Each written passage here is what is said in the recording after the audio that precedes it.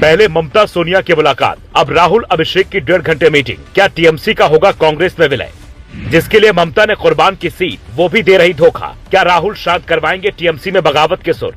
इधर बीजेपी मना रही जश्न, उधर विपक्षी खेमे में टेंशन। तेजस्वी स्टालिन, ममता की बर्बादी से कांग्रेस क्यों खुश? क्या ममता बनर्जी अब अपनी अलग पार्टी नहीं चलाना चाहती? 3 दिनों से वो दिल्ली में क्यों डटी हैं? पहले तो इंडिया गठबंधन के बैठक के नाम पर पहुंची थी, फिर अपने भतीजे अभिषेक बनर्जी को भी दिल्ली बुला लिया। तो फिर सवाल है, क्या भतीजे की संभावित गिरफ्तारी से बचने का ये नया प्रपंच है, या फिर पार्टी का विलय कर ममता बनर्जी कांग्रेस का संरक्षण चाहती हैं?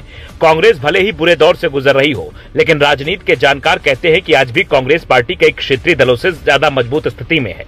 इसीलिए ममता के सामने 3 मजबूरियां हैं।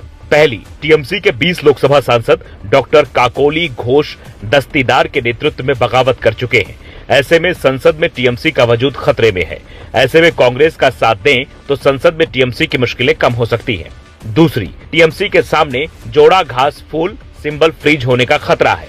ऐसे में इनके बचे हुए सांसदों, करीब 9 लोकसभा और 12 राज्यसभा को कांग्रेस का संरक्षण मिल जाएगा। तीसरी, प्रशासनिक और सीआईडी कार्रवाइयों के बीच अभिषेक बनर्जी अपने राजनीतिक भविष्य को लेकर बेहद चिंतित हैं। कांग्रेस के केंद्रीय नेतृत्व राहुल गांधी के साथ नजदीकी उन्हें राष्ट्रीय राजनीति में एक सुरक्षित मंच दे सकती है। लेकिन क्या यह संभव हो पाएगा? क्योंकि ममता बनर्जी ने करीब 28 साल पहले कांग्रेस से अलग होकर ही टीएमसी बनाई थी। कभी राजीव गांधी ने ममता पर भरोसा जताकर इन्हें बंगाल कांग्रेस का बड़ा चेहरा बनाया था, लेकिन बाद में ममता अलग पार्टी बनाकर कांग्रेस की सियासी दुश्मन बन गई हैं। अब हालत ये हो गई है कि जिन सयानी घोष ने ममता बनर्जी के कभी अपनी जादवपुर सीट छोड़ी थी, वो भी काकोली दस्तीदार की गुट में शामिल हो रही हैं। ऐसी खबरें आने वाली हैं। शायद यही वजह है कि अभिषेक बनर्जी दिल्ली में करीब 1.5 घंटे तक राहुल गांधी के साथ मुलाकात करते हैं। बंगाल से निकलकर दिल्ली में संरक्षित रहने का फैसला तलाशते हैं, क्योंकि सुवेंदु का एक्शन टीएमसी के नेताओं की धड़कनें बढ़ा रहा है।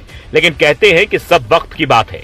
आज जब पूरा विपक्ष टेंशन में है, बीजेपी से लड़ने की बजाय खुद को संरक्षित करने की सोच रहा है, तो दूसरी तरफ बीजेपी के नेता पीएम मोदी के नए रिकॉर्ड का जश्न मना रहे हैं। साल 1952 में हुए पहले आम चुनाव के बाद सबसे ज्यादा दिन प्रधानमंत्री रहने का रिकॉर्ड, जो पंडित नेहरू के नाम था, उसे मोदी ने अब तोड़ दिया है, जिसे लेकर सीएम योगी भी उन्हें स्पेशल बधाई दे रहे हैं। इटली की प्रधानमंत्री जॉर्जिया मेलोनी भी लिखती हैं, भारत के इतिहास में सबसे लंबे समय तक निर्वाचित प्रधानमंत्री बनने पर नरेंद्र मोदी को ढेर सारी शुभकामनाएं। कुछ हफ्ते पहले रोम में हमारी मुलाकात हुई थी। दोनों देशों ने मिलकर एक विशेष रणनीतिक साझेदारी की शुरुआत की है, जिससे दोनों देशों के नागरिकों के लिए प्रगति के नए बेहतरीन अवसर पैदा होंगे।